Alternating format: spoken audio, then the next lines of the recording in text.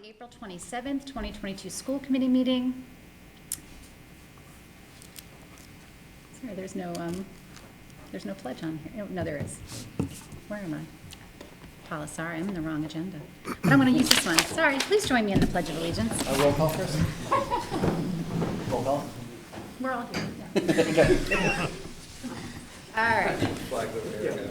And the flag's in a different place.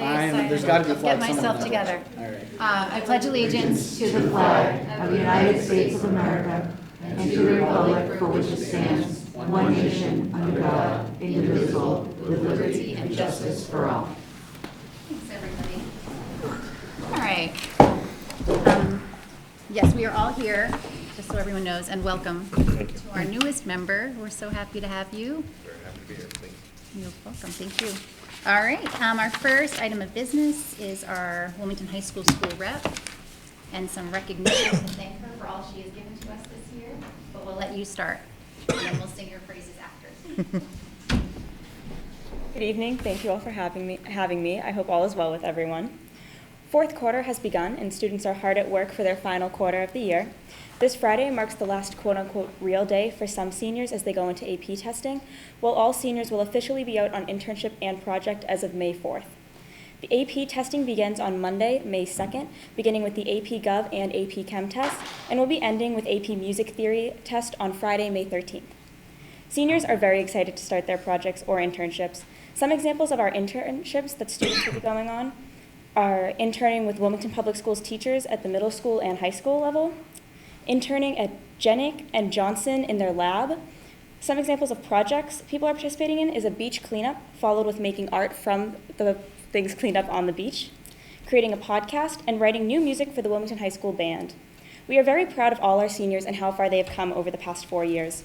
We have started doing senior shoutouts. This is a Google form filled out by staff and students to recognize their outstanding work, achievements, and attitudes. Some of the shoutouts that we have gotten so far are: Olivia Spazuko was selected to the Massachusetts Basketball Coaches Association All-Academic Team. Christina Mason made every day in room 2074 a happy day. She will truly be missed. And Joe Dinan is a nice person. Teachers who haven't had him in class appreciate his kindness. We hope to continue to receive shoutouts so we can recognize our extraordinary students. To celebrate the close of classes for seniors, this Friday will be College Apparel Day. We encourage all students to represent their college or university they will be attending by wearing any memorabilia from that school. On Friday before break, some students participated in the WHS Day of Silence. Around the world, many people have participated in the Day of Silence since its founding in the 1990s. Those participating at WHS showed their support for the LGBTQ+ members who have dealt with harassment and discrimination. This past Saturday, April 23rd, 17 of our DECA students flew out to Atlanta to participate in ICDC, the International Career Development Conference for DECA. We returned this morning bright and early, leaving our hotel at 4 a.m. We had 9 students competing in the categories of automotive service marketing, financial service team decision-making, travel and tourism team decision-making, and business law and ethics team decision-making. We had 2 teams earn a top role play score and place in the top 20 as international finalists in their respective categories. The team of Emerson Forsyth and Paige Lorman placed in the category of financial service team decision-making and also earned a top role play score. The team of Rhiannon Diamond and myself, Angela Champa, placed in the category of business law and ethics and also earned a top role play score. We had 8 students who were not competing but participated in the Leadership Academy. Seniors took part in the Aspire Academy, where they learned career development skills and what to look for in life after high school, while the rest of the students participated in the Thrive Level Academy, where they learned leadership skills that they will bring back to our chapter here at WHS. Students had an amazing time, and we are very thankful for all the hard work Mrs. Dunlap put in to make this possible. We knew it was very hard to orchestrate with such a large group of us, and we're so thankful she made it work. We are also thankful for Mrs. McConnell for helping to chaperone our trip and being great energy there. Spring sports are in full swing. Today, girls lacrosse took on Wakefield, as did boys lacrosse. Softball played Lexington, and baseball won their game against Lexington at home and evened their record. Girls and boys track will be up against Watertown tomorrow and will participate in state relays this Sunday. Spring Fling will be held this Friday at the high school. The dance is being put on by the freshman and sophomore class officers, and it will be the first Spring Fling in 4 years. The Special Olympics is coming to WHS on Monday, May 9th. Students are ready to show their support for our Olympians and cheer them on in their events. Many students will also be volunteering. They will be escorting our Olympians to different events and cheering them on every step of the way. Grade 10 students will be taking the MCAS on Tuesday, the Math MCAS on Tuesday, May 17th and Wednesday, May 18th. The 9th grade history fair will take place on Thursday, May 19th. Freshmen all create a project for a history topic in the realm of what they've discussed this year, presented to their class, and are then selected to go to the history fair that day. The spring season is also a time to recognize our performing arts students. The string orchestra will perform their concert on Tuesday, May 10th. The band concert will be Thursday, May 5th, and a jazz band concert will take place on Thursday, May 19th, which I hear Dr. Glenn Brand may be attending. The chorus concert will take place. The chorus concert will take place on Thursday, May 26th. This year, the Lamplighters Drama Guild will be performing Chicago. The musical will be performed on May 21st and May 22nd in the auditorium at 7 p.m. Senior Maddie Wright will be assistant directing, and Senior Liam Juliana will also be stage managing. The Spring National Honor Society induction ceremony will take place on Tuesday, May 24th, at 7 p.m. Our students in NHS have demonstrated academic excellence, leadership, and community service in order to earn their spot. Senior project presentations will take place on Wednesday, May 25th through Wednesday, June 1st. Seniors will present their project to a panel of staff demonstrating all the work they have completed. Seniors are looking forward to senior events coming up. Senior prom will take place on Friday, May 13th at Castleton in Windham, New Hampshire. The theme this year is Cloud 9. Looking ahead, graduation will take place on June 5th at 10:30 a.m. outside on the field with a rain date of June 5th, possibly at 4 p.m. The tentative schedule for Senior Week events is as follows. Tuesday, May 31st is the senior banquet. We are very excited to have Munchies cookies as a dessert option at the banquet. It's a senior favorite. Wednesday, June 1st is the Senior Internship Expo, where students will have a table to display what they have learned and what they have done for their internship. Thursday, June 2nd is a big day. The senior breakfast will kick off the day. Then students will participate in graduation rehearsal. Next, we will take place in the senior walk, where students will visit their respective elementary schools in their cap and gown. And finally, they will return to the high school for a senior cookout. Friday, June 3rd will be scholarship night and conclude our senior week. A special thank you to our senior class advisors, Ms. Casson and Mrs. Hooper, who have helped us orchestrate all these events and give us the best possible senior year. Thank you all for having me throughout the year. It's been a pleasure to share the Wilmington perspective with you. Thank you. I do too.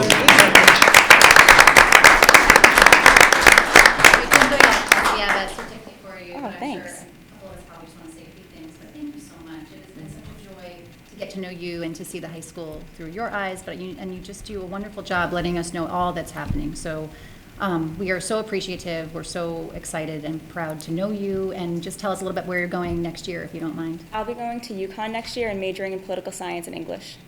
Wonderful. Thank you. Good for you. Great. We do have a certificate and a card for you that we would like to present. If anyone would like to say anything else before I... No? Okay. I think you've covered just Tell. about everything. I can never tell. And so this is a certificate of recognition and appreciation. This certificate is proudly presented to Angelin Mary Champa of Wilmington High School in recognition of her achievements in being an outstanding Wilmington High School student representative to the Wilmington School Committee and community at large. So we thank you very, very much.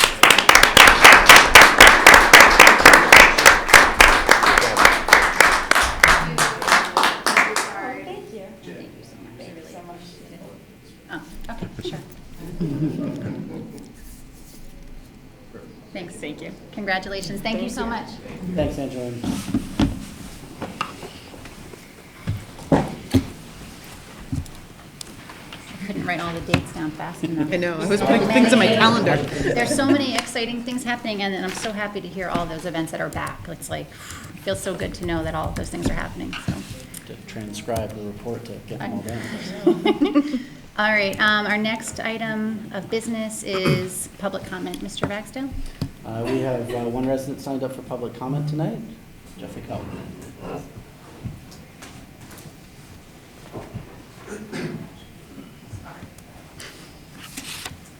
Good evening. Jeffrey Cohen, 18 Cobalt Street, Wilmington, Massachusetts. The Massachusetts Department of Elementary and Secondary Education, DESE, recently issued a memo to schools instructing them to, quote, engage and read aloud topics of gender expression, gender stereotypes, and gender identity. These read-alouds were to take place earlier this month for K-5 students. DESE claims the books were, quote, carefully selected and listed 10 books in their memo, 2 of each for K through 5 age groups, and here's a few of them. Teddy's Favorite Toy, What Riley Wore, Morris Micklebite and the Tangerine Dress, Julian is a Mermaid, Born Ready, the true story of a boy named Penelope, Call Me Max, and When Aiden Became a Brother, which is this book here. Some of these books were purchased for the K through 5 school libraries because of a large cash donation last spring, and are also available at the Wilmington Library, which is where I got these. The Massachusetts DOE refers to this indoctrination as, quote, culturally responsive training. This is utterly absurd, and this radical gender policy should immediately cease. I'd like to read a few passages from the book titled When Aiden Became a Brother. Excuse me for a second here. When Aiden was born, everyone thought he was a girl. His parents gave him a pretty name, his room looked like a girl's room, and he wore clothes like other girls were wearing. Everyone thought he was a different kind of girl, but Aiden didn't feel like any kind of girl. He was really just another kind of boy.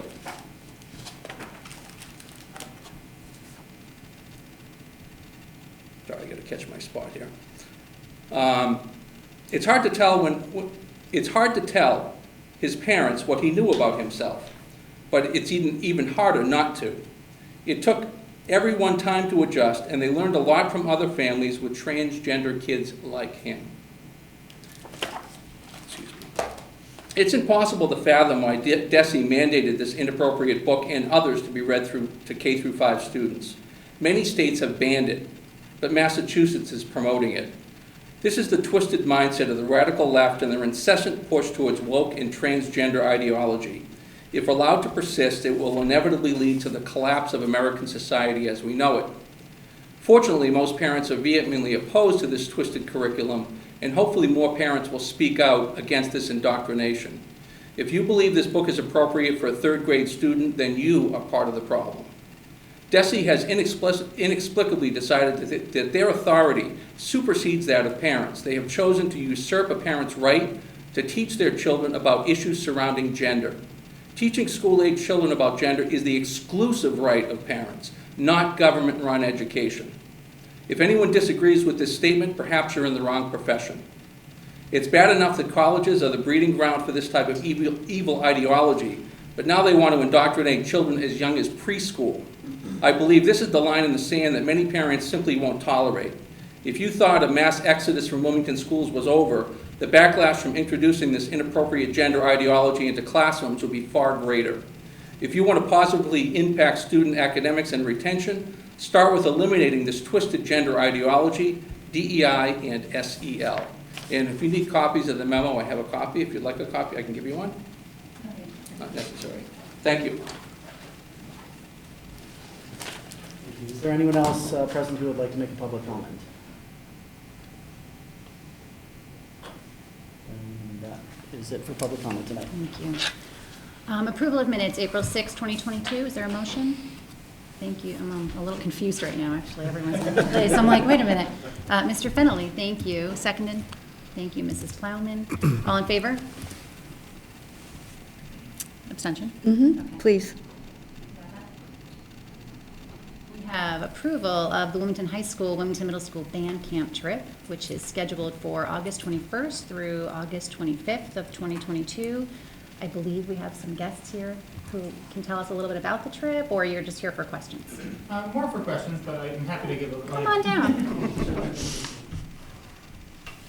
First off, thank you for having me. So this is the annual band camp trip that we've been going on for the past, I think, 26 years now. 46? Wow. Clearly much longer than I've been around.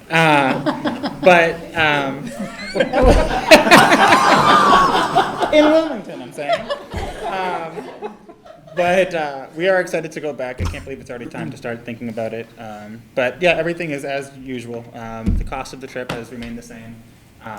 And we're looking forward to a semi-traditional year at camp. That's great. We're excited. Thank you very much, and thanks for the memo that you've included here for us. Questions? Mrs. Burns? I just had a really quick question, generally speaking, to, I know as we were coming out of the pandemic and we were back to sponsoring this, are there any public health requirements that go along with this excursion, that, you know, because everything is kind of loosened up more so now with the lowering cases. I just didn't know if there were any particular public health criteria that you have laid down in order for students to participate. Well, as of now, we're going forward with the, idea that we're going to maintain all the, basically match the school in terms of what Okay. their requirements are. Very So good. students will not need to be masked when playing like they were last year, Mm-hmm. and things like that. But as of now, I haven't heard anything from the camp. Of course, we know, we've been in this long enough to know things can change quickly. But as of now, no, it looks like it's going to be pretty much a normal year at camp. Very good, thank you. Other questions or comments? Having had one child experience band camp so far, I can say that it's an outstanding activity, and I'm really looking forward to running it again.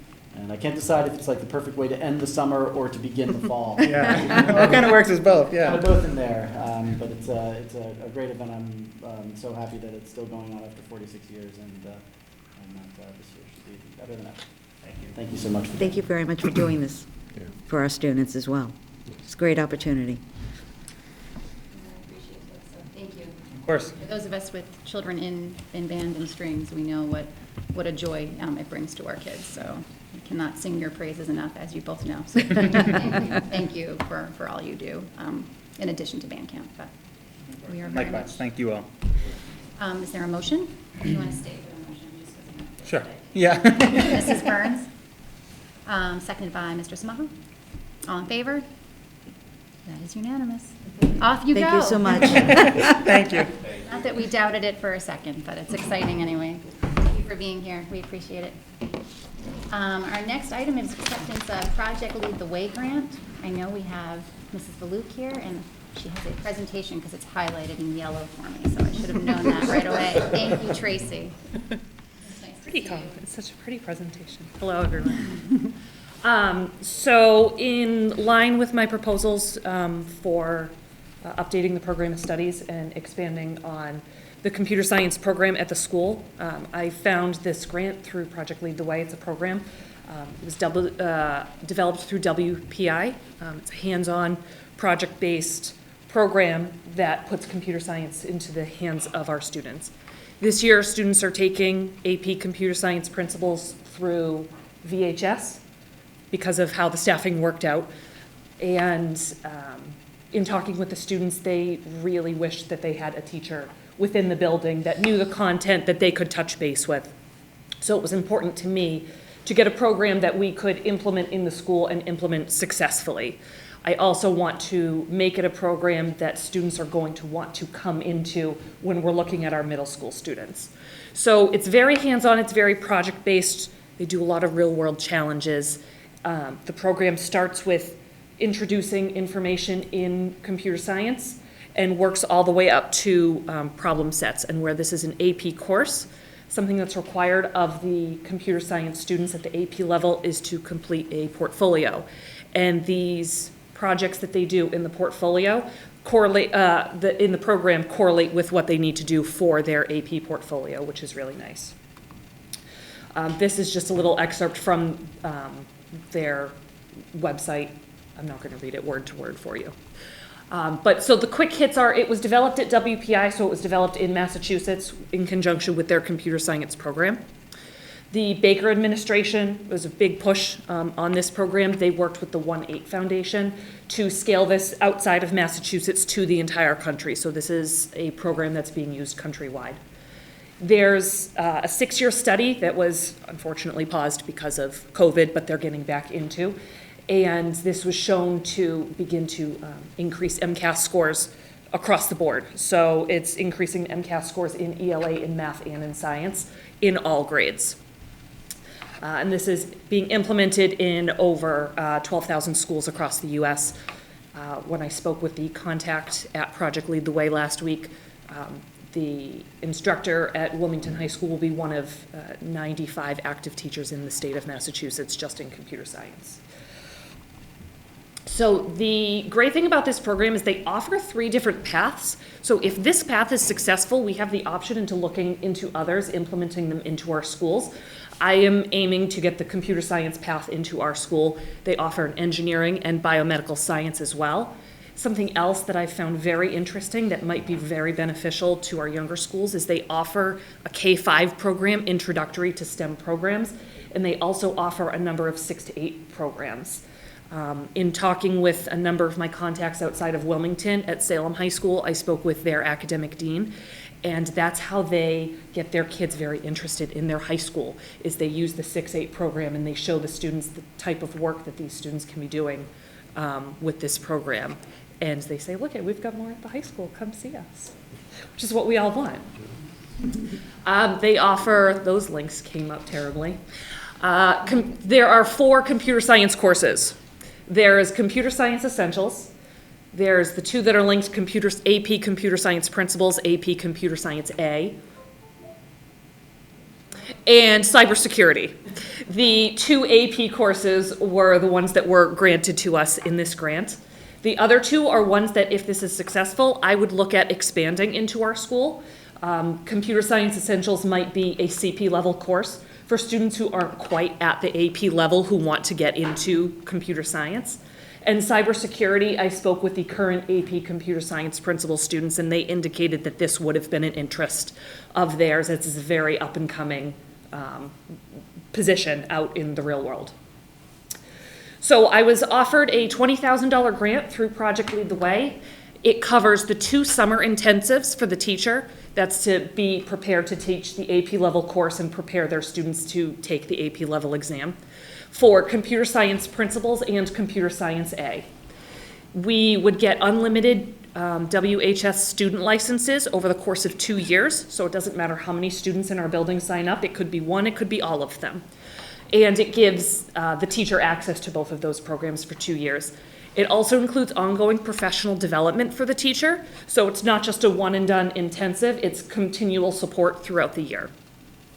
At the end of this, if we do continue, if the program itself is updated, any professional development that goes along with any new updates is included. The plan for expanding computer science at the high school, my goal is that next year we implement this AP computer science principles. The following year, 23-24, we implement computer science A, and then we alternate going forward. So 1 year is principles, 1 year is A. That cuts down on the number of teachers that we have to have in the building, so we don't need to hire an additional FTE, and it allows students to have the opportunity to take both courses while they're at the high school. The program with Project Lead the Way, it connects to all of our standards that we need to meet in the high school. It connects to the Next Gen Science standards, the Common Core ELA and math standards. It connects to the Computer Science Teacher Association standards, and both the principles and Computer Science A courses are College Board endorsed. The benefits for us accepting this grant, which I think you should, it prepares a current WHS teacher to teach computer science. We don't need that additional FTE. The students are going to have that point of contact in the building that the current students are wishing that they had. It's going to expand our computer science program from 1 AP course to 2, and then there's that potential for the CP level courses in the future with cybersecurity and computer science essentials. It's going to introduce the computer science languages to students in a more logical order. So I did a lot of conversation with the current students. They use Java. They've indicated that Python, which is the language that this uses, is a much more user-friendly introductory computer language. So there's that benefit. The students are going to have that teacher that they are familiar with within the building. There are a lot of scholarships and college credit available for going through this program, and I have a few listed that I'll go through. And something that I found very interesting is that students will be able to compete not only at Skills USA, which is a competition that the tech competes at.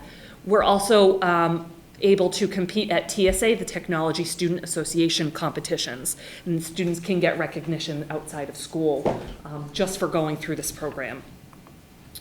So some schools with scholarships, and this isn't all of them. This is just a whole bunch that are near us. UMass Lowell offers a $5,000 scholarship for students.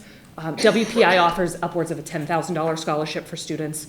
RIT, I believe, is similar. Syracuse, the Coast Guard, URI, University of New Haven, Purdue. They all offer specific scholarships for students who have completed Project Lead the Way courses.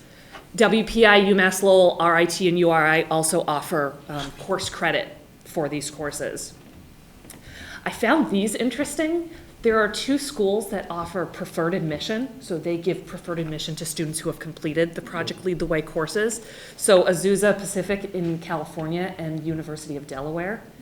And Florida Gulf Coast University, which has a high computer program down there, they will waive their out-of-state tuition for a Massachusetts student who has gone through Project Lead the Way. So I thought those were some very interesting benefits for our students.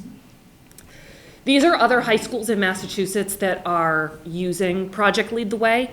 Most of these that I included are the ones that are doing computer science. There are more that do others. I made some notes of some other districts that are using other programs. So Chelmsford uses it, but they use the engineering path only. Malden Catholic uses it for engineering. Woburn High School does the biomedical science and engineering.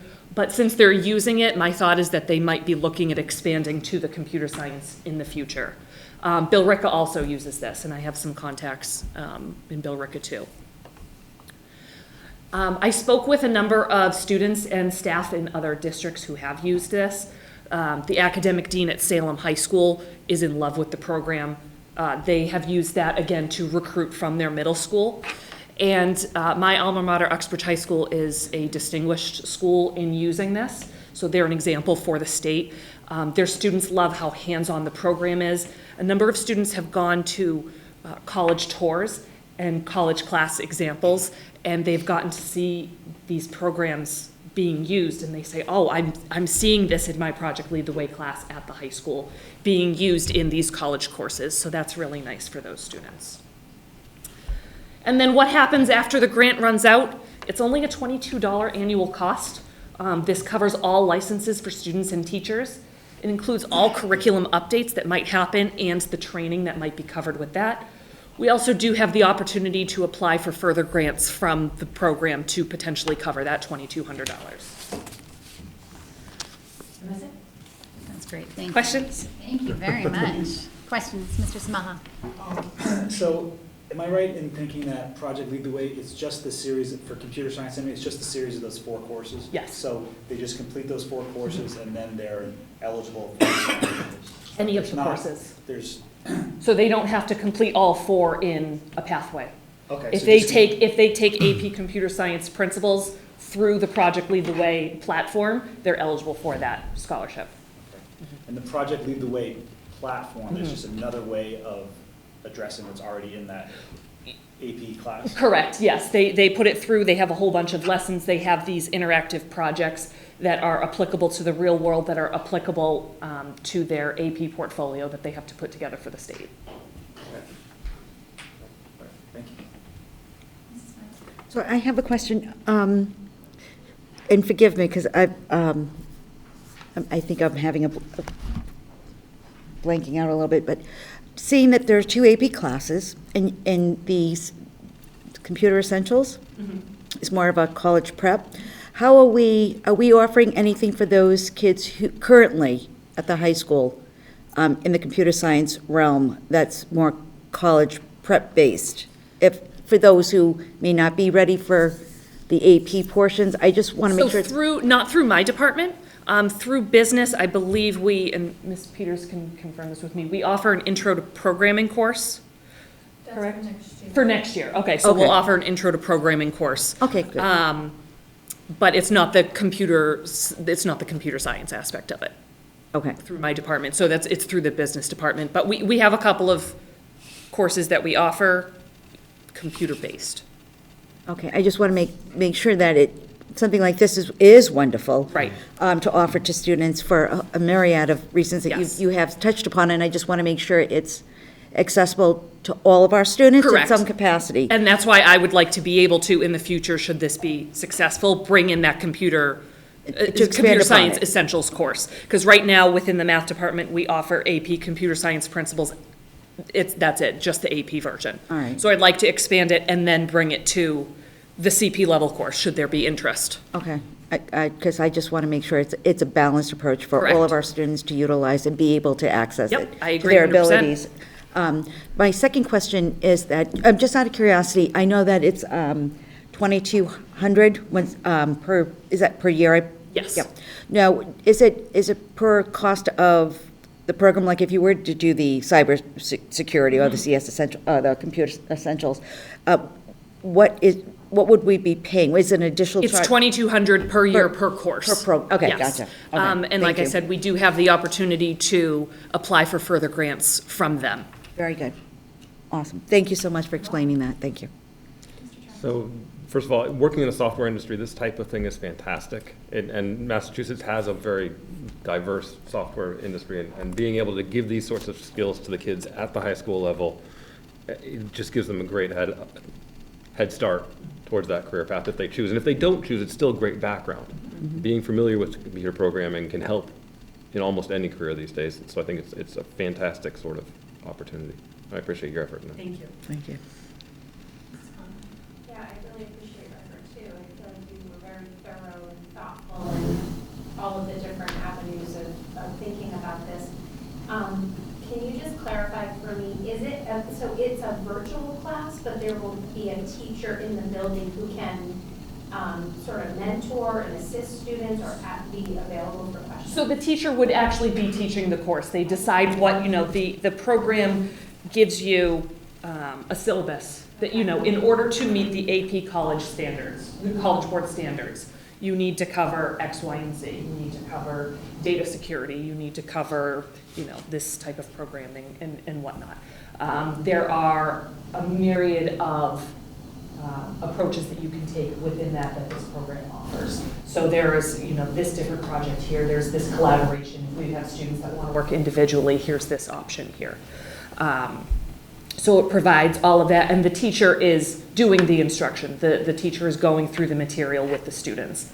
Versus right now with the VHS program, while it is DESE approved and it's College Board approved, the teacher is there as a facilitator, and we want the teacher to actually be an instructor of the material, to become a master of this material.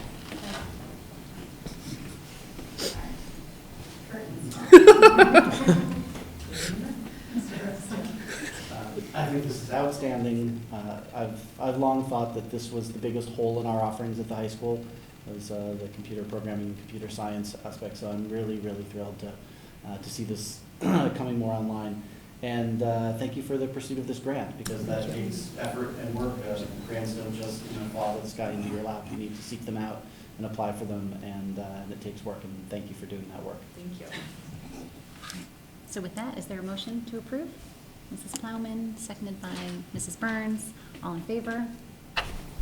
Can't actually vote. I know. Well, we'll put you in the minutes. So congratulations. Thank you so much. So excited. Appreciate it. Thank you very much. Next, we have warrants G 34, 35, 36, 37, 38, R 34 through 39, L 85 through 90, and FS 62 through 64. Is there a motion? Mr. Fennelly, seconded by Mr. Ragsdale. All in favor? That's unanimous. We have warrant CB 05. Thank you, Mr. Smaha. Second, Mr. Fennelly. All in favor? One abstention. We have payroll ending 4/13/2022 and 4/27/2022. Thank you, Mr. Fennelly, seconded by Mr. Smaha. All in favor? That is unanimous. Warrant SPED 33 through 37. Mr. Fennelly, seconded by Mr. Turner. All in favor? That is one abstention, sorry. Thank you. All right. Our next item of business is the superintendent's report. Dr. Brandt. Thank you very much. Good evening, everyone. There are a number of items under this section tonight that I'll work through in order.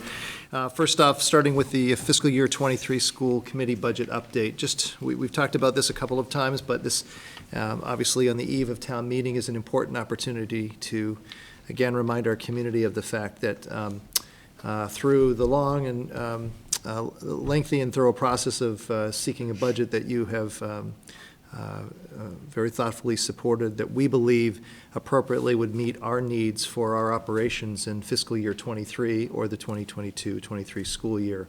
As you're aware, there has been recent efforts in an amendment that we're anticipating is moving forward from the town finance committee to reduce the school committee's approved operating budget by $500,000. This, again, I can't stress, is so very concerning. And if this was indeed a path that we were on, would absolutely adversely impact our operations to support our programs, our students, our services next year, should that amendment prevail at town meeting. So I just want to take this opportunity again to bring focus to that. We are hopeful that we will have a great turnout at town meeting this Saturday at 9 o'clock here at the high school. But this is really an important and critical time for our district, and we're hopeful that we will have the turnout at that meeting this coming Saturday. Thank you. Item B, North Intermediate Principal Search Update. Not much, unfortunately, this evening to share with the community or yourselves, except please stay tuned. We are in the final phases of wrapping up the search process.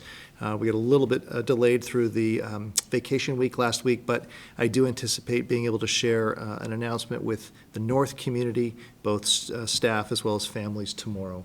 And so stay tuned, please, for that, item B. The Woburn Street School Principal Search Update, shifting to obviously one of the many leadership searches, as you're well aware, this year. In your packet is an overview of the Woburn Street search process, including the timelines that Mr. Stern Armstrong's put together. You can see the intentions right now that really activity will start to ramp up in the next couple of weeks in May. May will be a busy month for this. As you can see in the memo, there's an overview of those that are involved. I'll draw your attention to the fact, as always, efforts to involve parents and guardians. We have 2 parents, and thank you to those folks for stepping forward. Faculty and staff. We actually have one addition to the packet, the memo that you had in your packet. We have a classroom teacher that's been added to that list, and so we have 4 individuals there. We have elementary principal, or assistant principal, and Miss Elliott will be joining Ms. Stern Armstrong in that effort. So we certainly have had a number of candidates who have expressed interest and reached out to apply. This number is definitely lower than for the North. That's not surprising, as this is coming close to the end of the school year, but as is always the case, you need one strong candidate, and we are hopeful that those that have applied will yield just that for us. The item D, the Federation for Children with Special Needs, the Apple Spring 2022 Institute. So some great news on this. This was always intended to be an informational item and to share with the committee and the community that the district recently applied to be a participant in the Apple Institute. Apple is an acronym that stands for Advancing Parent Professional Leadership in Education. This has been an institute that has been around for some time and is really deliberately designed to help strengthen the partnerships between school districts and parents, guardians, and caregivers with regards to leadership skills to help support children within their communities with special needs. We applied to be a part of that program. There was no guarantee that we would in fact be invited in, because they typically only choose to invite in a few number of districts, but earlier this week, we received word that, in fact, we have been invited in, which is great news to be able to share with you. We will be participating along with the following districts: Bedford, Chicopee, Groton Dunstable, Watertown, and Blackstone Millville School District. So this will be, I think, a really great program for us, and I'm excited to be a part of that. Stay tuned for more information coming on that in the near future.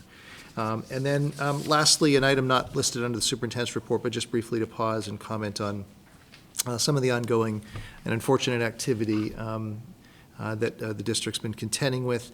Earlier this afternoon, I took the liberty to send out a message to the community around the latest unfortunate incident that we are dealing with. And in that communication, tried to stress the importance of a number of things, that When these situations come up, they are often challenging, and they require a response that sometimes takes a little bit longer to fully investigate. But what's becoming equally challenging for us as a community, and I would suggest not just the school system, but also the town, is the manner in which, unfortunately, some of the information pertaining to some of these incidents plays itself out in social media and within the press. And I really think that we are at a critical time, that we need people's assistance and help to understand that it's with due diligence that we will look into matters when they come before us that require investigation. Sometimes that the messaging that goes out has to be necessarily brief. I know people get very disappointed in that, and there's a desire to know more, but there are often legal considerations, student privacy issues, personnel matters that all often constrain exactly what can be said when and how. And I think that that's just something that is difficult to accept, and I understand that, but also important in terms of the standing of the district and those that are involved within the community. My aim will always be to directly communicate with those most affected as it relates to a particular incident. And I think we all recognize that there's a desire to know everything immediately. But oftentimes, there's reason to target a specific group or a constituency group that's connected to an incident, and to not necessarily email blast the entire community. Trust me when I say that that's weighed carefully and thoughtfully in an effort to keep the specific communication around these incidents that sometimes can be damaging, hurtful, or disturbing close at hand. And so I just wanted to take that note. That message did go out to the community today, and I'm hopeful that folks will take a couple of minutes to read that. And with that, unless there are any questions, that's my report tonight. Thank you so much. Questions or comments? Mrs. Byrne? Dr. Byrne, I just want to thank you very much for doing such with correspondence to the community. I know that this board over my tenure has discussed in length at times the devastating aspects social media can have with just in the simple sense of disseminating accurate information, never mind anything else. And when things do get to such there are victims involved, and that is often forgotten about. And I think social media, perhaps this is not the best way of saying it, but I think it's exploiting something that can only add to and risk further exploit of the victim and or those involved. And I thank you for just sometimes, I think, you're right, we do want to know immediately. We do want the information. We want to make sure our kids are safe. We want to make sure our schools are safe. But I think there are times, especially after coming off a pandemic, where I just get it's a different feeling that there is that high anxiety. And I think we forget sometimes that we do need to pause and look at things in a broader sense, not because of a lack of transparency, but again, as you touched upon, the legalities involved that the district is under, as well as the students involved. A lot of them are minors, and I think that has to be taken into consideration, and the parents as well, who are also a part of these situations, trying to navigate this as well. So I thank you for taking that, for making such a thoughtful and concise communication for the community to consider. Thank you. Thanks, MJ. Other questions or comments? Just want to add on to Dr. Brand's comment about that these things often take longer than we want. There's such a desire to have that immediate information and to have a resolution quickly, but it's, I think, really important to realize that it would be a very bad thing if we tried to resolve things faster than the process will allow. That That a lot of the times these incidents need time to have all the the facts determined and for thoughtful processes to be done. Just because you haven't heard about something in a week or a couple of weeks doesn't mean it's being swept under the rug and that the district is hoping that people just forget about it. It simply is that this is how long these things take, and it's always hard from the outside to kind of understand, like, why does it take so long, or like, why isn't this happening on the inside? But if you think about anything that you've been on the inside of, that other people have been outside of, wondering why is it so hard to do this, or why does it take so long to do that, you realize that that's just how they are, and that it's hard to understand it sometimes from the outside, but that these processes are moving forward, and that the district is absolutely committed to resolution and transparency. Thank you. Can I add? Anybody else? Mm-hmm. I would just remind the community that before going to social media to look for answers, that we are also available to answer emails. I think most of us probably return emails within a pretty short amount of time. Administrators at the schools are open to answering emails, and so I do try and avoid many of those of the boards, but I do find that sometimes it is just asking questions like, who can tell me what's going on? I'm like, oh, I wonder why they didn't just ask us, or ask the principal, or ask the teacher. So I know it can be a useful tool, but I think when we're really looking for answers, and for whatever reason that may be, I would just encourage people to communicate with those either in the central office, at their schools, or with the school committee members. So, are any other questions about any of those other items?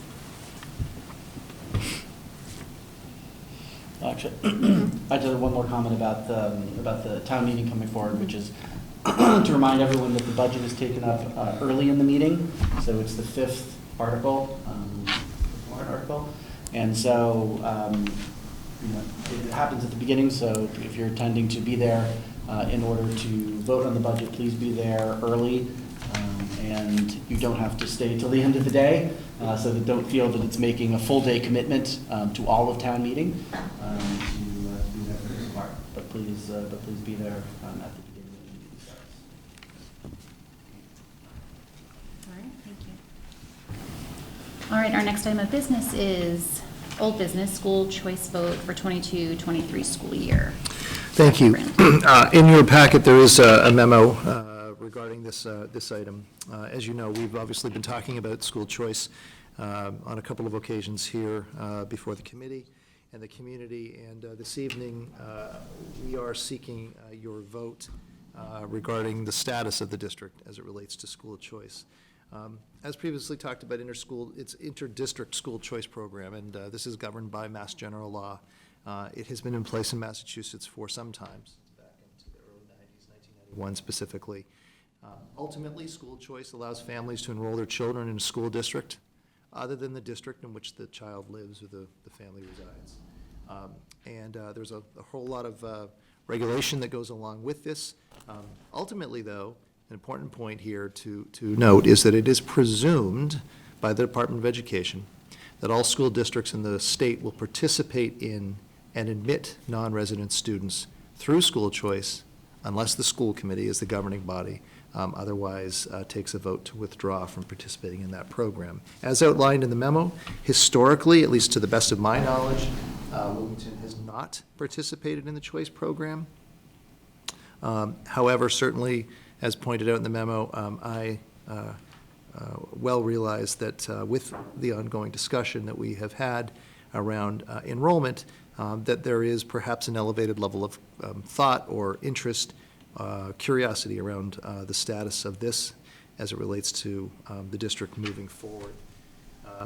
There's a wide variety of positions. If you take a look at the data that's out there in terms of school districts and towns that participate in school choice, I can't tell you the exact percentage split between how many do or don't participate, but it varies quite considerably. All of this information is available through the Department of Education's website. With all of that being said, it's my job to make a recommendation to you as a committee. Obviously, you have the final decision on this matter, but I would suggest to you that based upon where we are right now, as we're still contending with, obviously, the state of the Wildwood School, efforts to determine the long and short-term sort of solution for that facility and where we are going with that. It would be my recommendation at this point in time that we maintain our current position and do not participate in the school choice program for the 2022-23 school year. I just don't think that right at this moment, particularly, is the time to overextend our commitments to that program and inviting more students in. So that would be my recommendation to you. However, as I acknowledge in the memo, it's your choice ultimately. And if you were so inclined to do so, I would strongly urge consideration for keeping it very, very small and limited. Doing so is entirely under the provisions of the law, and to do so in a thoughtful way and obviously monitor that going forward. But again, my recommendation right at this point in time would be to hold it where we're at. But with that, I turn it over to you. Okay, thanks. Questions? Yeah. Sorry, Mrs. Plowman. Go ahead. Dr. Brand, what sorts of requirements and time commitment and how intensive is the process to sort of participate in school choice? So we've yet not done that, so I imagine that there are processes that have to occur. And I'm just being mindful and aware of all of the different projects and things that the district is currently working on. That obviously takes time and energy and resources, and I don't think we should do anything in a sort of partial kind of way. We need to be in a situation where we can do something and do it really well. I'm not exactly sure entirely what would be involved, having never been involved in school choice program or working in a district that has opened that up. But from my understanding, certainly there would be, I mean, it would be an additional task, it would be an additional burden, certainly to manage the opening up the window. I will admit to you, I'm not sure entirely of all of the provisions to follow the course of law, but it would be a management of lottery system for people applying and making communication. So there would be certainly additional work involved. Exactly how much, I'm not certain, to be honest. But. Thank you. Mrs. Burns? I have to say that ideally, I would like for us to consider school choice, but for the points that you touched upon, Dr. Brand, I think at this juncture, while we house the youngest students of the community within our high school, and not knowing what next year will bring with regards to that is, I'm hesitant to move forward at this juncture. It is something that I would be absolutely open to, especially if you were to recommend it under more stable circumstances when it comes to numbers and seats and class sizes that may be coming through from the eighth grade as we get further away from these pandemic repercussions. But I would have to most definitely err on caution, and I would favor your recommendation, Dr. Brand, with not considering it for this school year, but I just wanted to make my point known that it is something that I would like to favor in the future.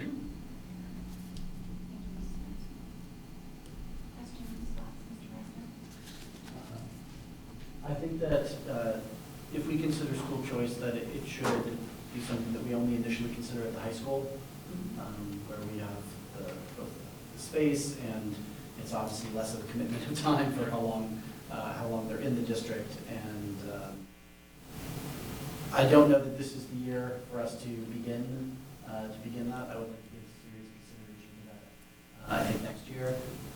But for the current year, I think that it's probably in the best interest of the district to minimize the additional projects, and that's what this would be, to implement.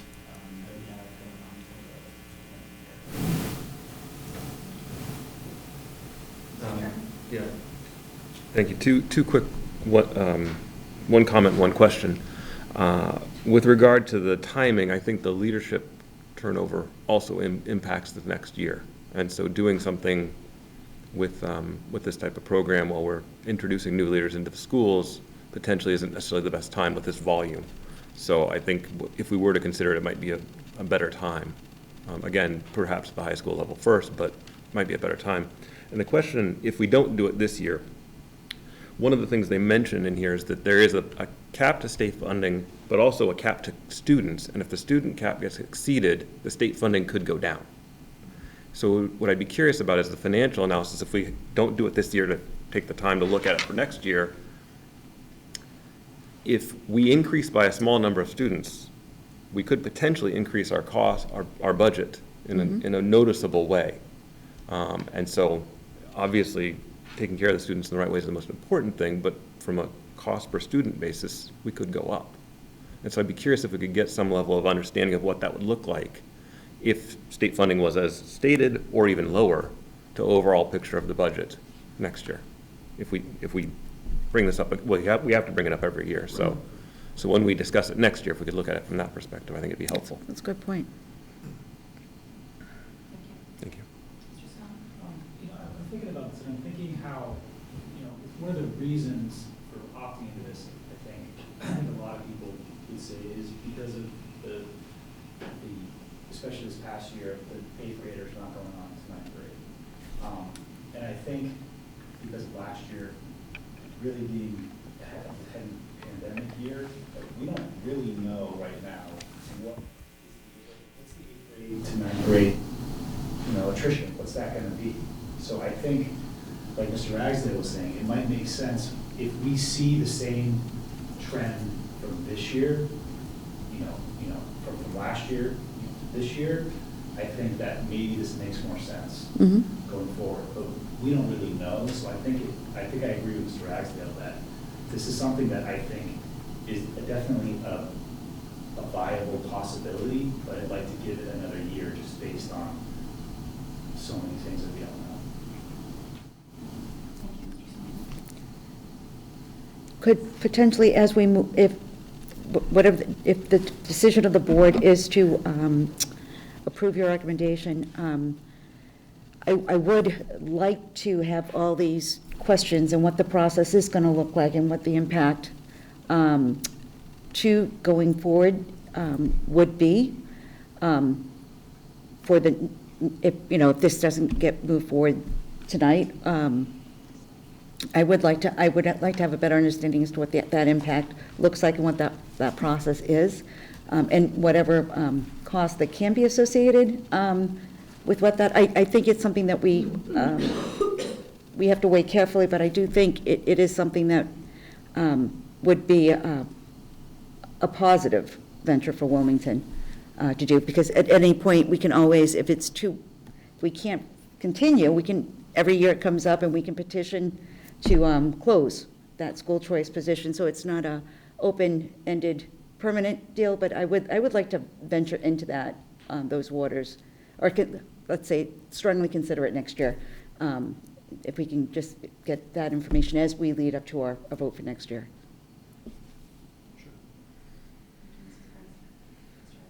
Just quickly to add, though, that our participation in school choice is not permanent because we make the decision every year, but just a quick reminder that any students that are admitted through school choice, that is a permanent commitment in the sense until they graduate, that is exactly. That we are committed to them through graduation.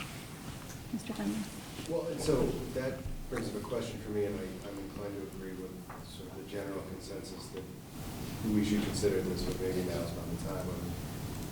If and we may not know the answer to this question. If we don't, to MJ's point, if we could figure it out for the next time we consider this, but we can't. If we open up the school to school choice and we accept these students, the students are with us until they graduate. Can those students choose to leave and go somewhere else? Say they live in Lexington and they come here, can they choose to go back to their home district? Certainly. Like whenever? Yep, certainly. Okay. So I assume that was the case. So it's, they can choose to leave. We can't choose to have them leave. Right. But there's also stipulation about, excuse me, Rob. That's okay. Go ahead. I believe that there's also embedded with that, and reading the initial information earlier, think there's some consideration for siblings that also has to be considered with students. If you have those grades opened up for Exactly, choice, yeah, right? correct. The other grades, yeah. Thank you. I move that the Wilmington Public Schools not participate in school choice for the 2022-23 school year. Second, Mr. Smaha? I didn't get to say. Well, now there's discussion. The motion has been made and seconded. Now discussion. This is what happens when you let everyone go first. No, that's fine. Thank you. All the time you need. No, I actually don't have much to say. I thank you. You've all actually said everything I was thinking, and so I sit here and I just think, oh, I hadn't thought of that one, or oh, that was exactly what I was thinking. So thank you for so thoughtfully considering this. I haven't been on this committee for very long, but I will say that we've made such progress in the area of discussing school choice. I am a proponent of it, and I really like to consider it. I do have concerns, like all of you. I won't repeat them. I will ask for, not at this moment, but an update for Wildwood at one of the next 2 meetings, just so we can start to understand We will certainly have that, yeah. with the spacing, because I think for right now, for us to open this and not know why, I think that would be just not really. It may not, just to clarify, it may Yeah. not be for the next meeting, but But- there's a lot of, certainly in the next couple, yes. Yeah. Great. And I agree with my colleagues. I'd like to know more about this. I think a little bit sooner than we typically get this in our packet, so we can start to do some of that work. I know that there's some crunching that Paul will need to do, and then that takes time. So I think if this is something we're interested in, I think it would be helpful to do it a little bit sooner as we move into our next year. Mrs. Palmer? One other thought that I've been having is that there are a number of new housing units going up in this town too. Yep. And I know it's hard to sort of predict what that will do to enrollment in Wilmington, but there are a good number of, For sure. Building projects that are underway or being considered. And I think that is something we have to think about as well. So just a lot of different factors that maybe, I do think there are great benefits too. One, also diversifying our population of the student body. I think it could really make for a more rich learning environment for students. So I would definitely be in support, but I just think that there are too many hurdles right now for us that we don't know how to predict. Not to prolong the conversation, if I may, but I think you're absolutely right. I mean, part of the, a new housing development that is coming online has resulted in the MSBA reevaluating our enrollment projections. So some of that development is real, for sure, factoring into our future. And the other thing is, we've obviously had a lot of rich discussion here around possibilities in program expansion within the high school. It's, around the STEM, for example, there may be needs to repurpose some of our existing space here to expand. So there are a lot of factors that could come into play here that just in a thoughtful way we need to consider, and the point is taken about the time in the year in which we might start to engage in the conversation. Thank you. That's great. Thank you very much. I do see a community member here. The time for public comment has passed, but do you have a particular comment about school choice? I just try to ask because to me, I think the kids are the future of the families of the country.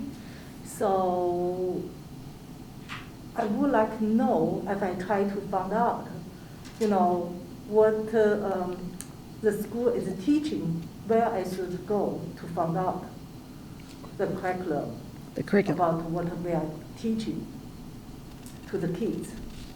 So a curriculum question specifically. So right now we're talking about school choice, and we're not going to cover that tonight, but can I throw your name out there? Of course. Our assistant superintendent, Mrs. Elliott, oversees our curriculum and instruction, so if you'd like to send her an email, and then you can coordinate a time to either talk on the phone or meet or email back and forth about that. Does that sound okay? Yes. Okay, great. Thank you so much for being here, though. We appreciate it. I didn't want to pass over anyone if they had a comment about school choice, because the part of this was making sure people were heard before we voted, so. All right. There's a motion, there's a second. Anyone else have anything they want to add? Okay, all in favor? That's unanimous. Thank you. Thank you. All right. We're on to new business. We have our behavioral task force update with our guests. We have Christy Murray coming on down, and Erin, is that right? Erin Dunham, and Olivia Erler. As they get set up, there is a presentation that is in your packet, and I know that Ms. Murray and company will go through this. Another one of those great examples of where we are returning back to, a great deal of normalcy. This effort has been one that I think our district should be very, very proud of in the past. The work that's gone into thinking about our community and thinking about how there are opportunities to provide support and information and education, and the Behavioral Health Task Force is back in vengeance at full stride, and here tonight, Ms. Murray, to give us an update. Thank you. Thank you for Dr. Grant and School Committee for allowing us to be here tonight, and welcome.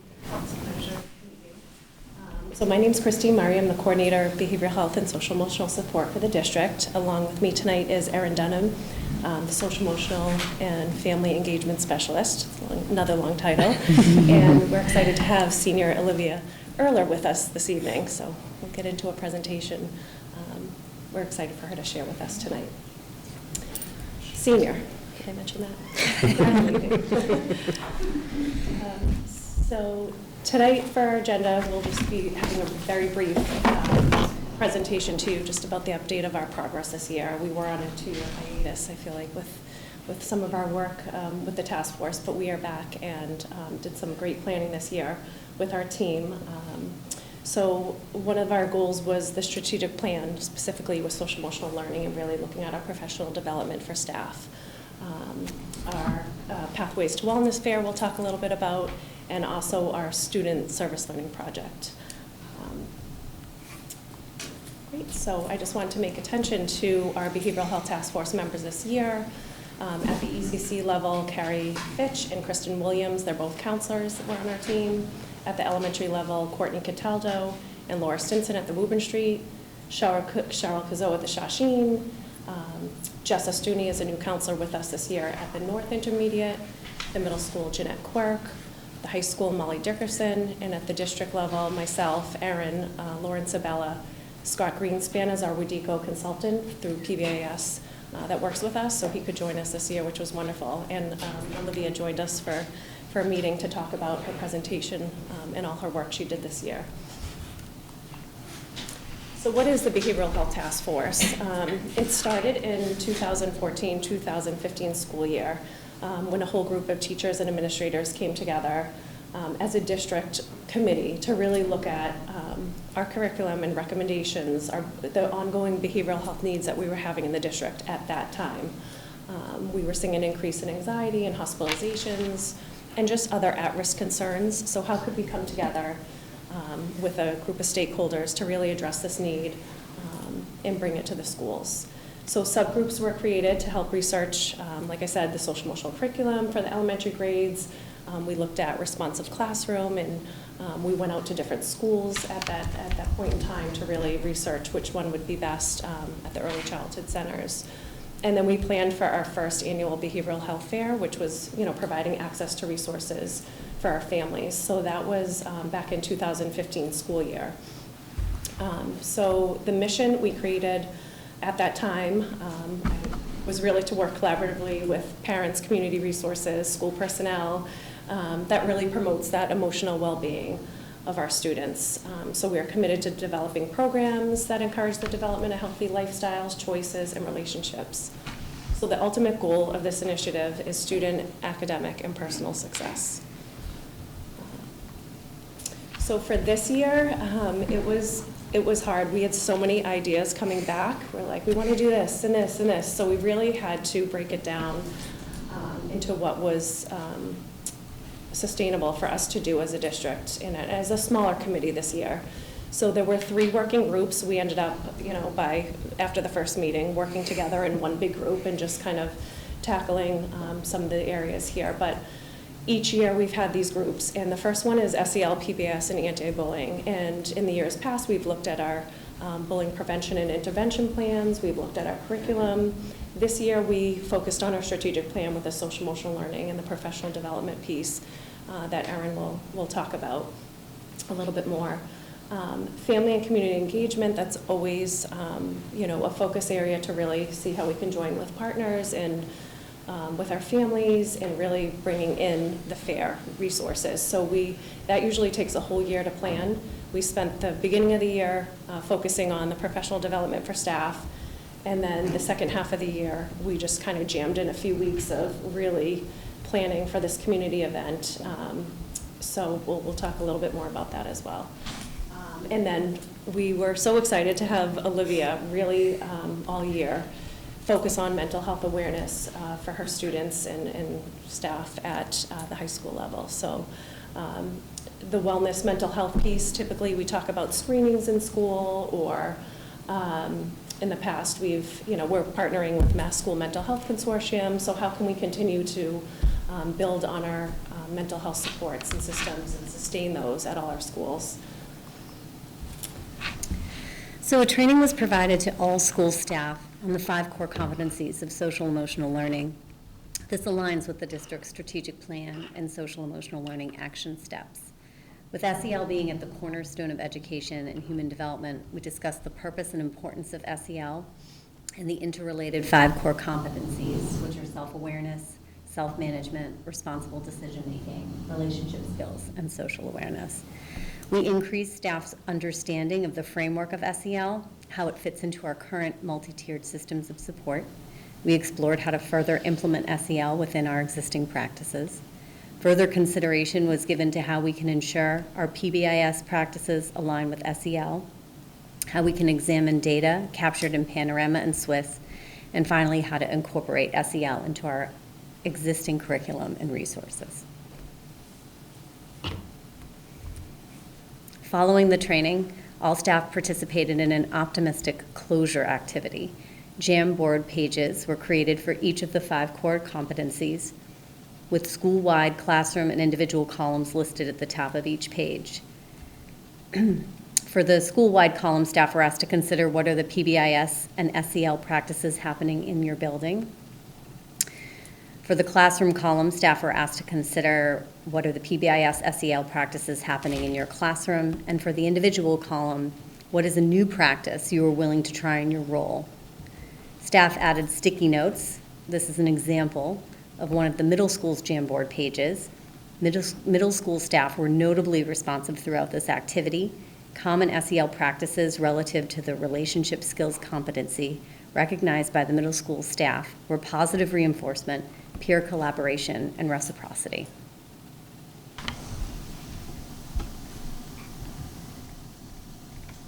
So after a 2-year hiatus, we really had the opportunity to focus in on creating a community event that would really provide access to resources, promoting mental health. It's our 5th annual fair, and we're holding the fair on Wednesday, May 4th at 5:30 to 7:30 p.m. And the schedule allows from 5:30 to 6:30, there will be a lot of vendors there that are local community counseling agencies. So we have Wilmington Family Counseling, advocates will be there. Our Care Solace representative, who is, I believe, out in California, she's locally here in Wakefield, she will be here that evening. So it'll be really a nice opportunity for some of those resources, but more importantly this year, we really involved the student involvement from this. So at the elementary schools, they created a project. I have a short little video here that we'll try to share. I honestly just got this video today by a counselor that made it, and I said, oh, I'll throw it in there. So if it works, great. But there will be childcare available that evening. There will be make and take projects, so little stress ball activities, breathing sticks, a little photo opportunity. We have a book signing for Skylar Belair, who is our keynote speaker, who will be coming. He's an NCAA transgender, first male to compete at that level at Harvard University. And Lisa King and I went to go see him a few months ago at the MIA Diversity, Equity, Inclusion training, and he was amazingly inspiring. So we are so excited to bring him here to Wilmington and share his inspiring story with you. This is just a quick little video from Wilmington Public Schools will be hosting the Pathways to Wellness Fair. The event will be held on May 4th at 5:30 p.m. at the Wilmington High School. Students and families can participate in fun hands-on activities, view student projects, learn about local resources, and attend a presentation by a local author and inspirational speaker. We are asking students and staff to help us create a special project for the fair. Help us create a selfie mural. The first thing you'll need to do is color your feather. Then write your first and last name on the front. Then cut out your feather. We will collect the feathers in a box in the lobby. We ask that 4th grade students will color a feather green. 5th grade students will color their feather blue. Teachers, staff, and Wildwood kindergartners will color their feather purple. Woburn Street students in grades 1st through 3rd will color their feathers red, orange, and yellow. To create our very own selfie mural. Join us at the fair to take a selfie in front of the wings to remember that the Wilmington staff and students are always there to help you soar. The Bothwell, Shawsheen, and West schools are working on their own special project as well, so come and help us put the I in kind. We can't wait to see you there. Very nice. This year, I feel like, a lot of the parent nights have been, we really want to have student involvement, and, we're just encouraging so many people to come out. Everyone is welcome to attend. Like I said, there won't be childcare here, so part of the evening you want to be with your family member walking around, and then, for the presentation, if you would like to, utilize the childcare, we definitely have that option as well. So on to the next slide, we have Lisa King put together a book club. So Skylar Billar has a book called OB Man Enough, and there's about 16 of us in the book club, and it's been very interactive. We take it week by week, and a certain amount of pages we read, and there are thoughtful protocols around our discussions, and it has been an amazing experience to be a part of that. We have staff members and a community member on that, so that's been ongoing since the beginning of April. And he will be available for a book signing, so if you do have a copy, we'll also be raffling off copies that night too. So I will let Olivia totally talk about her project, but I had to bring her here tonight because we were so impressed that she reached out to us to spread awareness on mental health. She asked for our support minimally and did this all on her own, so I'll let her talk. Thank you for having me here tonight. I started Project See the Signs through Mrs. Dunlap's service learning class in the first semester, and her class focuses on each student picks a service project on how we're going to benefit the community. And I have a couple friends who have struggled with mental health, and I just know they'll come to me and I don't know what to do next, and I don't know who to go to for help and how to get them the help that they need. So that's how I really knew that I wanted to do a project that benefited the entire school and what the next steps were. So I started my project with a fundraiser outside of the school, just raising money for the Mental Health Foundation, which gives back to schools in order to give them the resources to implement programs like this. And I ended up raising $750, which I donated all of it to them. And then I reached out to the Behavioral Task Force, and they helped me with presentations that we put on through Advisory and W2. For the freshman class, we did one, and then both of Mrs. Dunlap's service learning classes attended one on self-care and then mental health first aid. And then I also got mental health first aid certified through their program. And then after attending the meeting a couple weeks ago with the task force, someone on the task force reached out to me with a scholarship opportunity called the Madison Hollering Mental Health Action Scholarship, which was for students who implemented a mental health program within their school. So I've applied for that, and I'm not sure what the decision is yet, but waiting to hear back. And But yeah, obviously since I'm graduating, I will not be able to continue this on, but I have a student who is a current sophomore now that will be continuing this on for the next 2 years. She is here, and then she's going to pass it down to the next grade the next person she feels that will be able to keep this going. So even after, when I graduate, this program will still be here in the high school. And tell them all where you're going next year. Oh yes, I am going to Merrimack College, and I will be double majoring in elementary education and human development, as well as running Division I cross country and track for their school. So proud. If you've ever had the chance to get to talk to Olivia, you know that she is just pretty incredible and so wonderful at making everyone feel welcome. So I was just a freshman, and she kept talking about and Olivia did this, and Olivia did that. Upperclassmen really taking people under their wing. I mean, it's very special. I think so. We're not surprised, and thank you. Thank you. And that's our many thanks, and I'm starting with Olivia because the student voice has been exceptional for our team to hear all your stories and all your wonderful work. Mrs. O'Mara, who helped with the grant, Mrs. Dunlap, who's been amazing, really helping her as her teacher, and Skylar for coming out and inspiring us all, members of the Behavioral Health Task Force, Mrs. King for putting together the book club, DESE, Safe and Supportive Schools grant, helped us kind of fund some of our initiatives that we've been doing this year, as well as the Wilmington Educational Foundation helped bring Skylar in as well. The greater Wilmington community and all our local resources, our members of the school committee, of course, for supporting SEL in all of our initiatives. The Wilmington staff and administration, and all our participating vendors. And if I forgot anyone, there were many, many thanks, because a lot of great work is being done and it needs to be shown.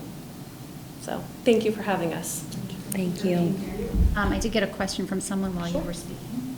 Can you confirm that childcare is on a walk-in basis, no need to sign up, or do they need to sign up ahead of time? They'll have to sign in when they get there with their phone number and things like that, but there's no sign up ahead of time. And is the video going to be put out there so people can see it? Which video? That video that you showed. Sure. Great. Yeah. Sounds good. Our PAWS members, they're very active, so they're Yes, trying to yeah. make sure that they're. It might have gone out, so it was created at the North specifically for the directions over there, but then we added, or she added a little bit to the end of the video today to say there's other projects happening too in the schools, but we can certainly. Perfect, thank you so much. Mr. Turner. Thank you all very much. But a lot of people asked me over the last couple months why I was running for school board.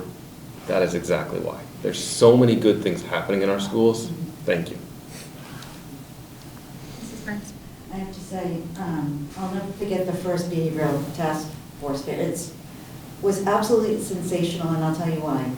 Because of the diversity of the vendors that were there, and it wasn't just, NAMI. It was, you had, I want to think that there was a police officer with a canine there, which is also another big element for kids. I think it was initially done with kids on the spectrum and things, but having that familiarity for kids, diverse children, is, and that recognition is a huge piece.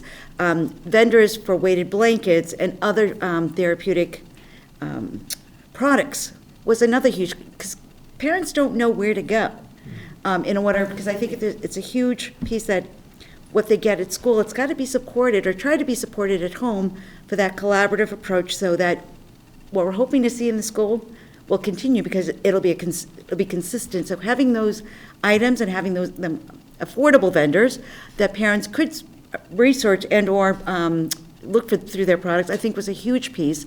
I know when this first started up, I don't want it to make it to be a marketing piece, but that's a huge important resource.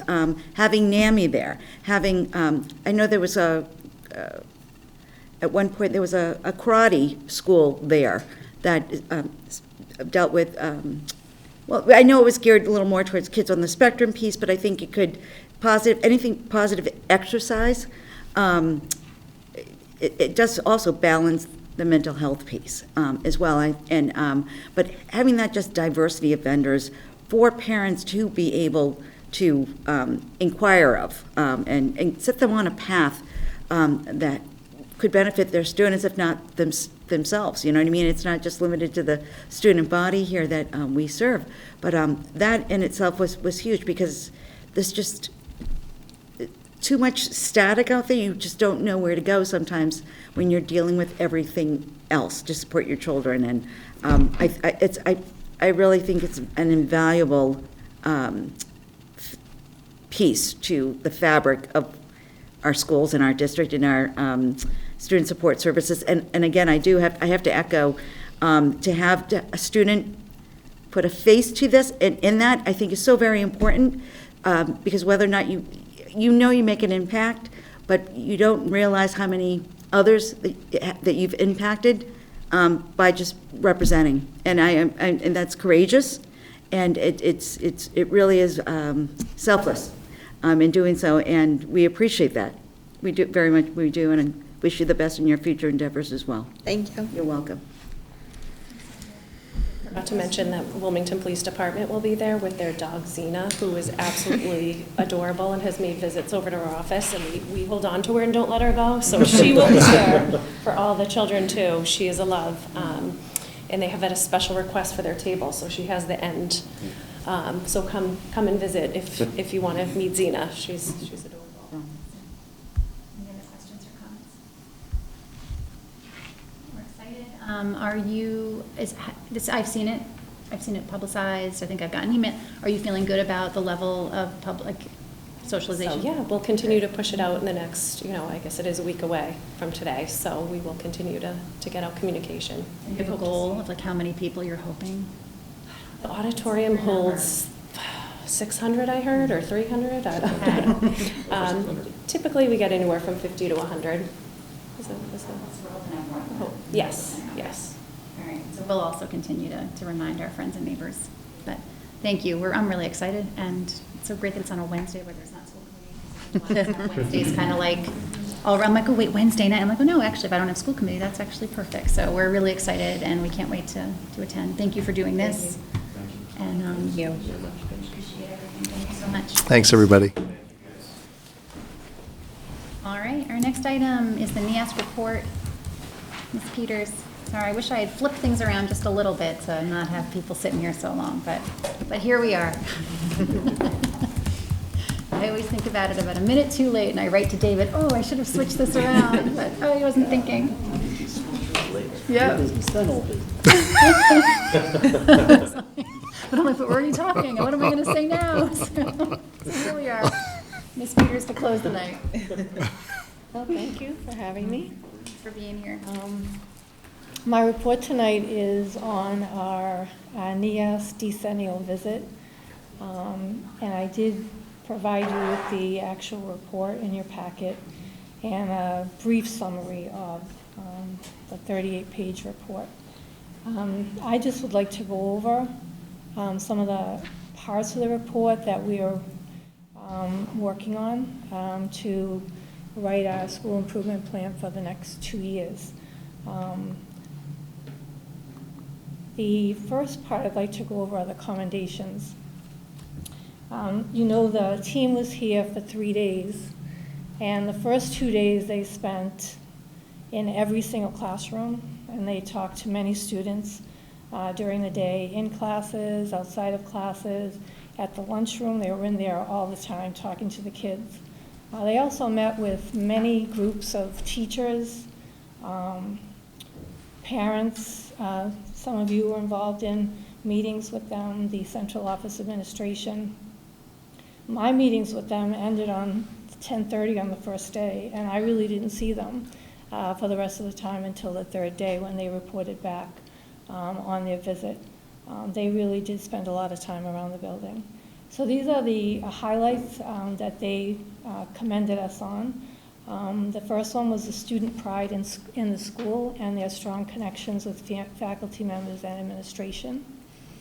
The multitude of course offerings and many opportunities for students to participate in civic engagement with over 50 clubs, including student-driven clubs based on interest.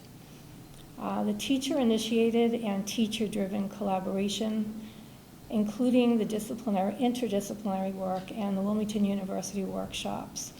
We have many teachers that participate in an interdisciplinary workshop every year in the summer and also in the fall. And they do a variety of things. Their most recent project was Grading for Equity. They read a book, sort of a book club, but they also worked on changing some of the grading policies. One of the other commendations is our Senior Exploration Program, which includes internships and projects for every graduate. We did start this program in the 2018-2019 school year and haven't been able to do it again until this year. And as you heard, Angelin was starting that next week. The active learning strategies that are employed in some areas, including electives such as culinary arts, art, music, business, and technology. They did refer to some of the activities and instructional strategies that take place in those particular classrooms. The reflective approach to writing the curriculum documents that led to the myriad decisions to redesign curricula. Our curriculum team leaders and our staff have worked very hard on updating curriculum documents and curriculum mapping projects. The collaboration amongst the curriculum team leaders to ensure the professional staff's understanding of curriculum design throughout the Understanding by Design process. So that is the Understanding by Design is the actual template we use to write our curriculum maps. It involves 3 stages, which is a very comprehensive curriculum mapping project. In the use of some UBD curriculum documents to help some new teachers transition into the school.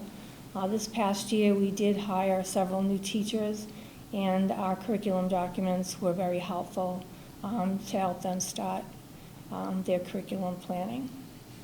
And the vision of the graduate that is based on input gathered from students and teachers, clearly articulated, supported by graphic representation, and placed throughout the school. We did spend a lot of time, even through the pandemic, working on that particular project. Some of the recommendations that are made based on our priority areas. Priority areas were identified when they first visited us in March of 2019. And we identified these areas as projects that we wanted to improve on. And we did make progress on in all of these areas, but there is still work to be done. Priority area 1 is on the vision of the graduate work that we've done. And these are the recommendations made by the team in order for us to continue our work with that. We do have a plan in place, and these items, or this list of recommendations is really part of that plan. We do have to decide and determine what a culminating assessment will be of the vision. We do have steps to think about portfolios starting next year, and we are working at including family participation and feedback in that process. Our second priority area was on curriculum mapping. We just need more time to continue working on that. They do recommend that we develop and implement a protocol for common planning teams to consistently revisit and revise the curriculum document. I'm going to be working with Mrs. Elliott on that project. And we are going to connect. We are planning on connecting the curriculum to the vision of the graduate. Our third priority area was around civic engagement. I think that they found that the civic engagement of the students in our building is quite intense. There are a lot of activities going on. We do have a community service requirement. We have a service learning course, which Olivia was part of, that started her project. And so I think that those are part of how we are actually addressing this area of civic engagement. The implementation of the Senior Exploration Program is also a recommendation that they would like us to continue, which we are planning to do. We have a lot of teachers in our building that mentor our students with community service and also through their projects with the exploration as seniors. Our assistant principals manage the community service hours. They manage the senior exploration projects. But we do have a lot of advisors from our staff that also do that. And we also have a website for our advisory, and we're just continuing to develop that. The next priority area was on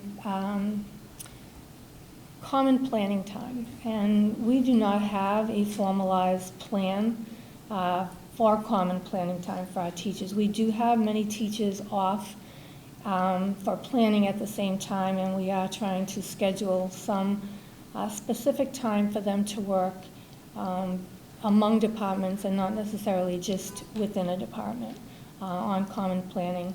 Maybe to look at student work and also to use time to assess student work to inform curriculum. Our last priority area was related to student services, in particular counseling services. And these are the recommendations that they made based on their meeting with the counselors. A formalized system for tracking students who access counseling services and other SEL supports, that is already in place. A process for supporting students with social emotional challenges who are not on formal education plans, that is also in place. We do have a student support services. We do have an IST team that works on that. Use student feedback and surveys from the pilot year to create and implement a scope and sequence for counseling lessons for upcoming years. Our counselors have used our W2 structured time. We structure our W2 time for the first 42 minutes for workshops and for guest speakers and for a variety of other things like advisory. Our counselors have used that time for their counseling sessions, for their seminars, which is part of their curriculum. And they would like to continue that and actually increase that for next year. The next set of recommendations, I highlighted them based on what I thought that they were related to, so that when I actually was looking at creating a plan for improvement and addressing these recommendations, I tried to match them. The first three are related to instruction. And based on the report, there were classes and places where active learning was taking place, but they also would like to see more of that. And I think that if you read the report, you will see that that's one of the recommendations, that's one of the highlights of the report, was to provide more professional development so that there is more active learning in classes.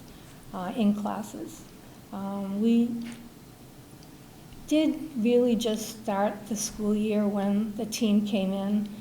We were still masked and we were still practicing some social distancing, so active learning was a little more difficult at the beginning of the year. And I think this was just noticed, and we do plan on improving.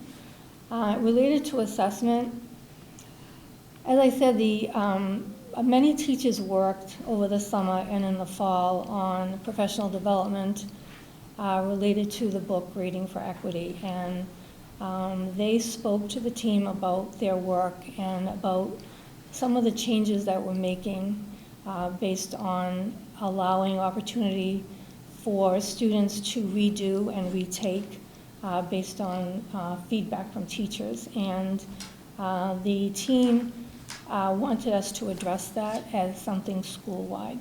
So we are looking into that as well. Our teachers who participated in that program over the summer and through the fall will be presenting at our May faculty meeting so that the rest of our staff understand some of the changes they made and the impact of those changes with our students related to assessment. The next set of recommendations are related to collaboration. One of our priority areas was common planning time, and we are trying to implement some consistent weekly time for educators to align their curriculum, to look at student data, to actually engage in some norm grading and to share effective instructional practices. We do offer the time during our W2 block. Even though teachers have students during that block, they are allowed to send them to the cafeteria for the administration to monitor while they actually spend some time doing some collaborative work.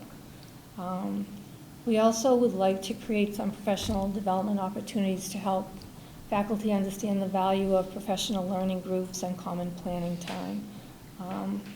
Several years ago, we did spend some time on professional learning communities. They were very beneficial, and we just really have to get back to it. We do need some professional development around that. And one of the other recommendations is just related to the schedule, to ensure that the current schedule is working for all students and staff.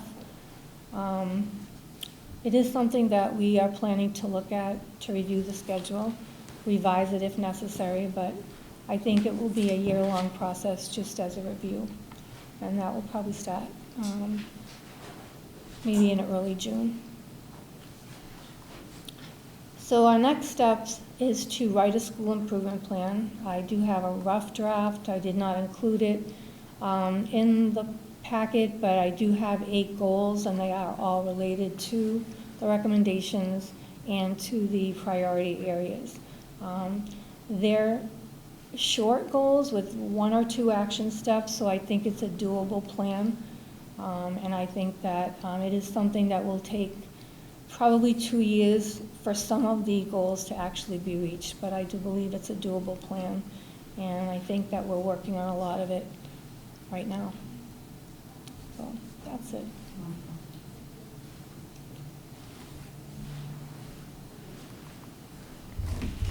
Thank you, Linda. Are there any questions or comments that members have? I have to say sorry, jumping the gun, what else is new?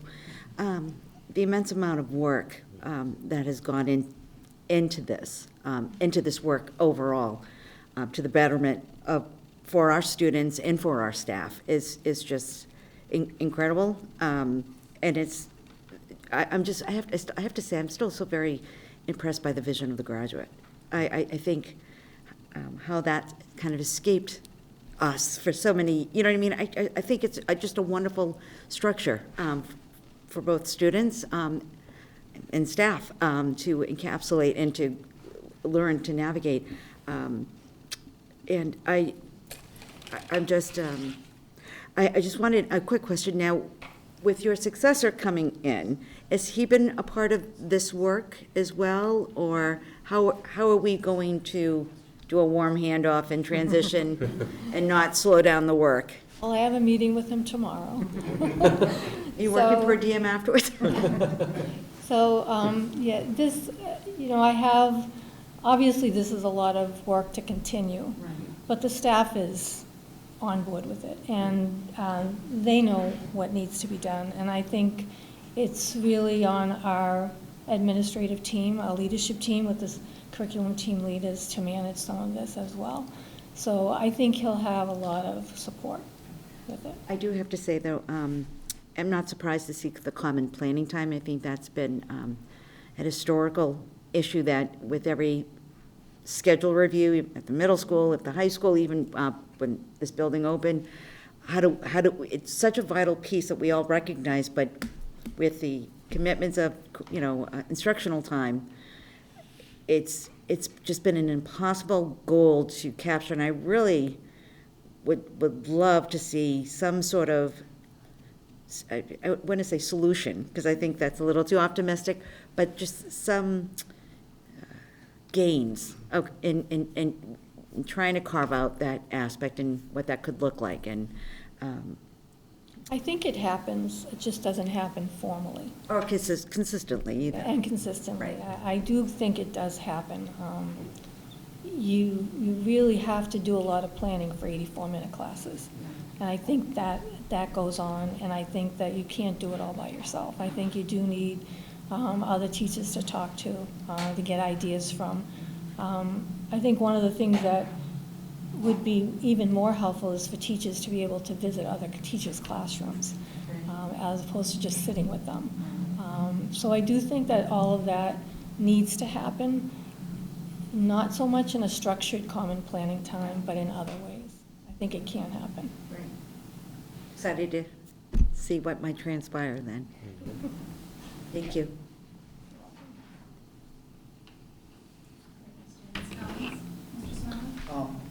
I think this is great. I think there's a lot. I think it's nice to see the NEAS report and to see here are all these things that are going well, and then here are some areas to improve on. And each one of those areas is just really, you know, it's a place to really see some growth. You know, like Ms. Burns was just saying, the common planning time. You know, being a teacher, like, and working at a school without structured common planning time, and now working at a school with structured common planning time, it's been incredibly impactful on like my teaching, and I know everybody in my department's teaching has really improved because of that common planning time. So I'm really happy to see that. So thank you for all your work on this. You're welcome. Thank you. I just generally, I'm excited about the things happening in the district between the NEAS report and the recommendations, but also the AMLE for the middle school and those recommendations, and we're really sort of getting some very concrete, specific ways to make effective change for students. One of the things I noticed while you were talking about, Ms. Peters, is that for that area number 5, where those things are already, some of those recommendations were already being implemented. Was that because the visit was in November and since then things have been put into place, or they were sort of in place but weren't really known about during that visit? I don't believe that the formalized tracking was taking place, but that was started immediately after the visit. The IST process has been in place for years, and that is the way we work with students that are not on educational plans, that are struggling in one way or another. And we do have teams that work with those students. We do have teachers that make recommendations to the IST team so that they can be addressed, that there's interventions. So we have always had that in place. I think I've said this at, can I follow up? I think I said this at a different meeting perhaps, but I'm kind of taking advantage of the fact that Ms. Murray is still here too, but I think that it would be wonderful if there were even a formalized way of, you know, for students who may just need behavioral health support and have sort of this referral process to the counseling teams and a tracking system and things like that. And if there's a way to sort of partner with behavioral task team at the high school level in particular to sort of address some of those social, emotional learning things. But I also, one other thing that I really noticed in the report was related to pedagogy and the delivery of instruction. And, you know, I think that the behavioral task force team can also be instrumental in that way too, because when I think about active learning and student engagement, I think of SEL. I feel like those things go hand in hand. And when students feel a connection to their teacher, or they feel a connection to the material because of the way the teacher is instructing, we see, you know, more active learning happening. So it would be great to sort of utilize those resources in the district and to really put into action some of those SEL recommendations from the NEAS. But thank you so much for all your hard work, really. Thank you. Any other questions or comments? Mr. Wagstaff? A couple of things in particular that I was glad to see are the focus on the schedule. I think that that's something that is worth taking a little bit of a look at. I think that there's a lot of things to like about the high school schedule, and the W2 block in particular I think could use a little bit of scrutiny. I think it provides a lot of value, but maybe 84 minutes is more time than it needs, and it could be accomplished. Some of those things can be accomplished in a different way. I'm also really glad to see the focus on trying to find opportunities for teachers to observe other teachers, as you were saying, because I think there is so much value. It's important. The common planning time is one way that the teachers support other teachers, and that they have collaboration, and that the whole becomes greater than the sum of the parts. But observing other people teach is also such a fantastic opportunity. I mean, when I was teaching in my former life, and anytime I got to watch other people teach, there was not a single time that there wasn't moments where it's just like, I'm stealing that, and I'm going to do that, and that's brilliant, and I'm going to grab that and put my own spin on it, and it's, there's insight that you get every time something like that is able to happen. So I really hope that we do find some of those opportunities for them to learn even more from each other. Sure. One quick thing. That particular point, there are a couple other elements that are not just high school specific.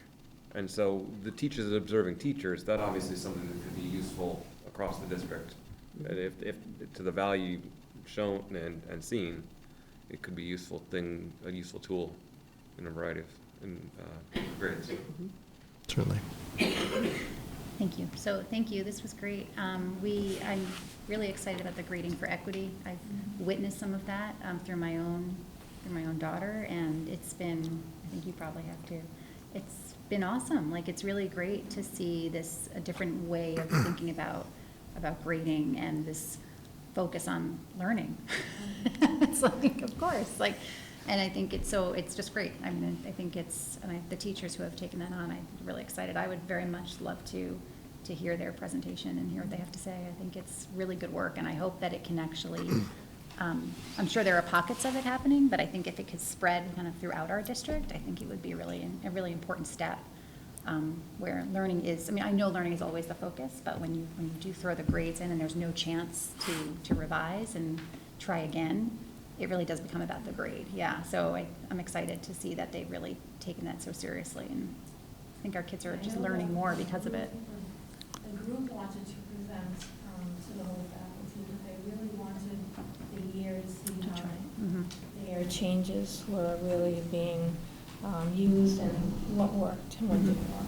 So I think having them, speak to them at our main meeting was good. Thank you. Any other questions, comments? Can I just make Oh, one yeah, of comment? course. If I may, just to thank Ms. Peters and her leadership team, both to commend and thank them and her staff.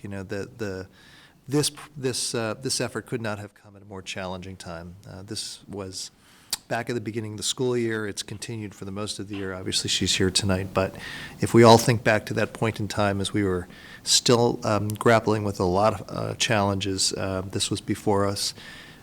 It hopefully for our community represents our commitment to be completely inward in our examination, 360-degree review, if you will, of what's going on in the school. And I think most importantly, our community should be really proud of the many, many great things that this process highlighted.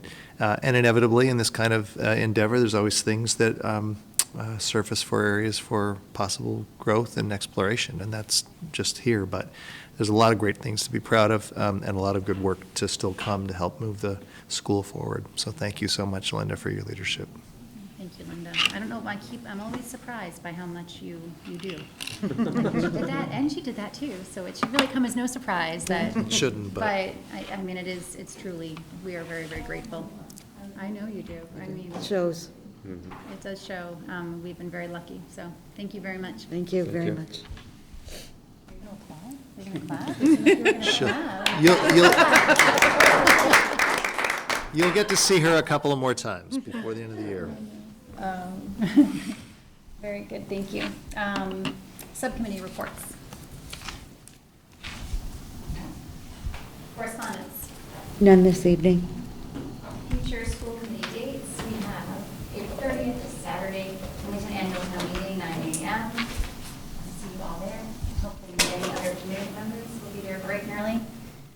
May 4th, we have our annual Behavioral Health Task Force Wellness Fair, 5:30 p.m. here at the high school. May 9th, we have the Special Olympics. So if we haven't added that to our calendars, please do. It's nice if some of us can, I mean, obviously it'd be great if everyone can be there, but I know it is during the day. May 11th, we have a regular session meeting, and then May 25th, we have a regular session meeting. Am I missing, is there anything that you wanted to add? There's many other dates, I know, but I mean, I think those are. I think the National Honor Society that was reported out earlier. Yeah. That May 24th at 7, if I'm correct, the believe Wilmington High so. School. That's a So, I mean, I wonderful think evening too. It is a great evening, and it would be, I know that, I'm not sure all those dates are chosen yet, but it might be helpful to get. We'll those compile events those, yeah, we and we send them will, out. there was a lot of, yeah, but, So that we all know who's Yeah, going. I mean, we don't we'll all work have to to be pull at that everything, together, but if we yeah. could have a few Yeah, representatives of at course. each, and then obviously everyone is possible at graduation. Yeah. But we just like to sort of. There's like a shared drive That we did last thing that we did last year. oh, thank you for that reminder, yeah. That would be great, thank you.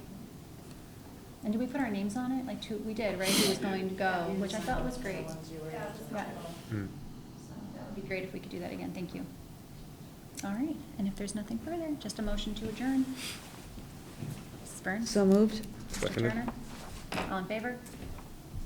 That's unanimous. Good night, everyone. Good night, everyone. Thank you.